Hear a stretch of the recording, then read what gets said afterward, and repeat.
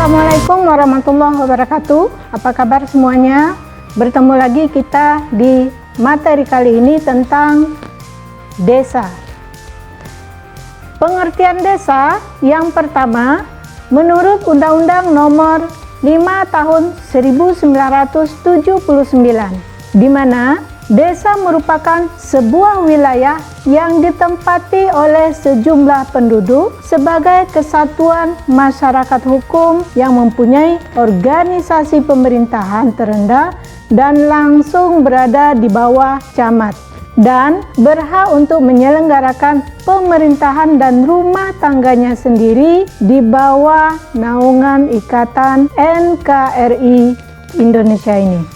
Yang kedua, menurut Bintarto, desa itu merupakan kesatuan dari geografi, ekonomi, sosial, budaya, pertahanan, dan keamanan, serta kultur yang ada di suatu wilayah tertentu.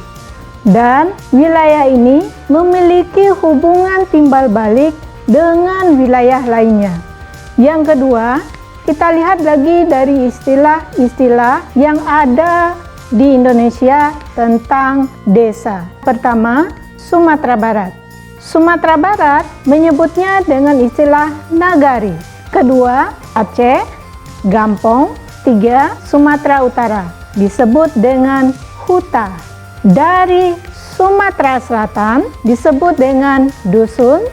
Dan jalan-jalan ke Bali, orang Bali menyebut desa dengan banjar. Itulah istilah-istilah desa yang ada di negara kita ini. Kemudian kita lihat lagi dari unsur-unsur apa saja yang membangun sebuah desa.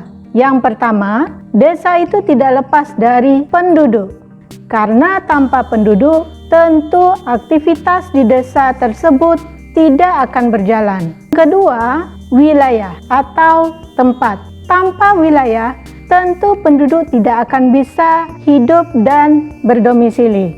Dan yang ketiga, tata kehidupan. Contohnya pemerintahan, kepala desa, atau organisasi-organisasi yang ada di wilayah desa. Salah satunya adalah organisasi remaja atau Karang Taruna, organisasi remaja masjid, atau organisasi ibu-ibu PKK. Sebenarnya banyak lagi organisasi yang ada di desa, dan itu merupakan bagian dari unsur-unsur terbentuknya sebuah desa. Kemudian kita lihat lagi ciri dari suatu desa. Sejauh mata kamu memandang, di saat kamu pergi ke sebuah desa, itu adalah ciri sebuah desa, baik itu dari segi fisik maupun sosialnya. Dari segi fisiknya, yang pertama, tanahnya cenderung ditanami dengan lahan pertanian. Yang kedua, banyaknya aliran air sungai yang masih bersih dan nyaman untuk tempat tinggal dan rekreasi. Yang ketiga, udaranya masih sejuk dan segar. Dan banyak lagi dari faktor fisik lainnya yang ada di desa. Yang kedua, kita lihat dari segi sosial, ciri-ciri masyarakat desa dan kehidupannya dalam bermasyarakat. Yang pertama, masyarakat desa disebut sebagai masyarakat paguyuban. Kedua, memiliki sistem kekerabatan yang sangat kuat dan adat istiadat yang masih kental di wilayah pedesaan ini. Dan pada umumnya, masyarakatnya bermata pencarian bertani. Itulah ciri-ciri dari desa, baik dari segi fisik maupun sosialnya. Kemudian, fungsi dari sebuah desa. Sebenarnya, apa fungsi desa? Kita lihat yaitu yang pertama, desa berfungsi sebagai penyalur tenaga kerja bagi wilayah kota. Karena tanpa adanya desa, kota tidak akan sanggup atau bisa berkembang, dan begitu juga sebaliknya. Yang kedua, sebagai penyedia bahan pangan bagi wilayah kota atau diistilahkan dengan wilayah hinterland. Yang ketiga, desa merupakan mitra kerja dari wilayah kota atau wilayah sekitarnya. Karena untuk berkembang dan maju, tentu kita harus punya mitra kerja yang saling mendukung untuk perkembangan dan kemajuan wilayah tersebut. Dan desa merupakan pemerintahan paling rendah di negara kita tercinta ini. Dia berada di bawah kecamatan. Kemudian kita lihat dari segi potensi yang ada di wilayah desa. Potensi merupakan kemampuan dari suatu wilayah untuk menghasilkan dan berguna bagi masyarakat tersebut. Potensi itu terbagi atas dua. Yang pertama fisik dan yang kedua sosial. Pertama, fisik. Contohnya adalah bahan mineral yang terdapat di wilayah pedesaan. Kedua, tanahnya yang subur dan dimanfaatkan untuk wilayah pertanian. Ketiga, potensi udaranya. Udaranya yang sejuk bisa dijadikan sebagai tempat untuk berekreasi atau menghirup udara yang segar. Kemudian kita lihat dari segi air. Air sungai mengalir dan jernih itu banyak terdapat di wilayah pedesaan. Dengan kondisi air yang bersih, jernih, tentu bisa mendatangkan pendatang-pendatang untuk pergi ke desa dan berekreasi menikmati sejuknya air sungai. Potensi dari segi non-fisik atau sosial. Pertama, hasil budaya penduduk-penduduk desa. Di antaranya budaya tari, bahasa, dan yang lainnya. Dari segi non-fisik, yaitu sifat gotong royong dan terbentuknya sistem pemerintahan terendah, yaitu desa. Adanya pamong desa atau kepala desa yang mengatur sistem tata kehidupan di wilayah desa tersebut. Dengan kehidupan yang nyaman, udaranya bersih, dan kehidupan masyarakatnya yang tenang, tentu membuat desa akan lebih unggul dan memiliki keistimewaan tersendiri dibandingkan wilayah lainnya. Kemudian kita lihat desa berdasarkan jumlah penduduknya.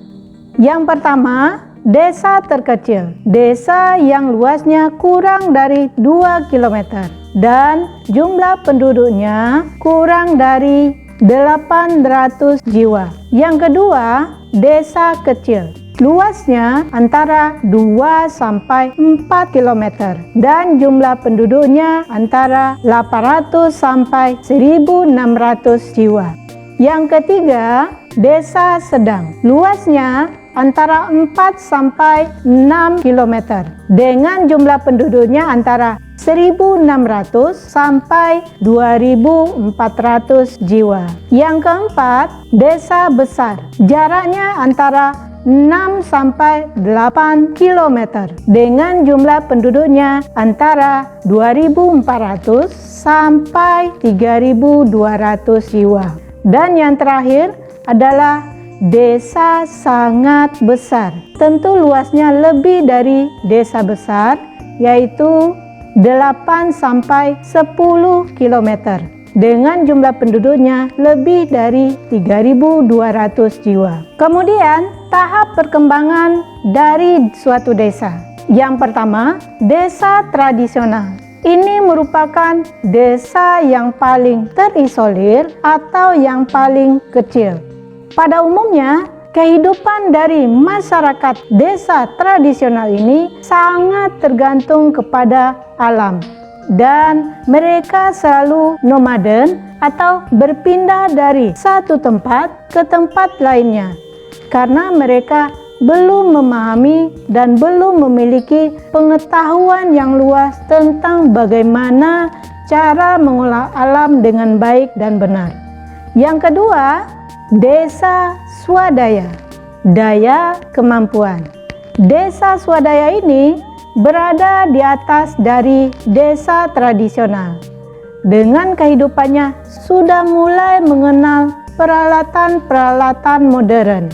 Dengan kehidupannya yang masih tergantung kepada alam, mereka masih terikat dengan adat istiadat yang kuat dan kehidupannya pada umumnya masih di wilayah-wilayah terisolir. Yang ketiga, desa swakarya. Desa ini sudah mulai memproduksi untuk kehidupan mereka maupun untuk wilayah lainnya. Walaupun kehidupannya masih dari segi pertanian dan masih menggunakan alat-alat tradisional, tetapi mereka sudah mulai mengenal peralatan modern dan menerapkannya dalam kehidupan mereka sehari-hari. Di masyarakat swakarya ini, adat istiadatnya sudah mulai mengalami perubahan dan mata pencariannya pun tidak terpatok pada satu mata pencarian, tapi sudah berkembang ke mata pencarian yang lainnya. Dan yang terakhir, desa swasembada atau disebut juga dengan desa maju. Desa ini dibandingkan dengan 3 desa sebelumnya, desa tradisional, swadaya, swakarya, desa swasembada ini merupakan desa yang paling maju baik dari segi kehidupan masyarakatnya dengan menggunakan peralatan yang modern, dan desa ini sudah melakukan ekspor impor dengan wilayah-wilayah lainnya. Jadi dari perkembangannya, desa ada 4, tradisional, swadaya, swakarya, dan swasembada. Ibaratkan sebuah gunung, desa tradisional itu berada di wilayah kaki gunung. Kemudian desa swadaya, desa swakarya, dan paling puncak adalah desa swasembada.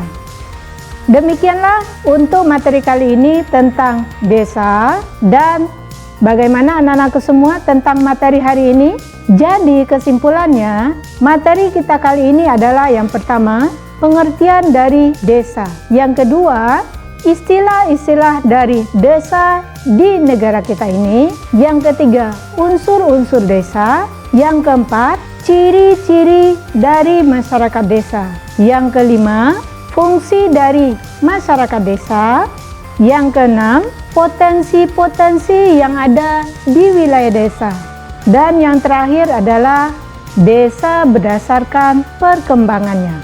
Untuk latihan kali ini, anak-anakku semua, silakan bahas soal berikut ini.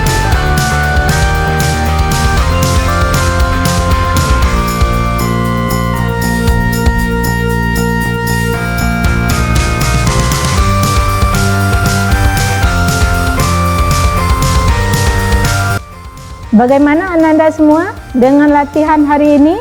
Semoga Ananda semua paham dan bisa menerapkan dan mencintai desa-desa yang ada di negara kita ini. Cukup sekian dulu materi kali ini. Assalamualaikum warahmatullahi wabarakatuh.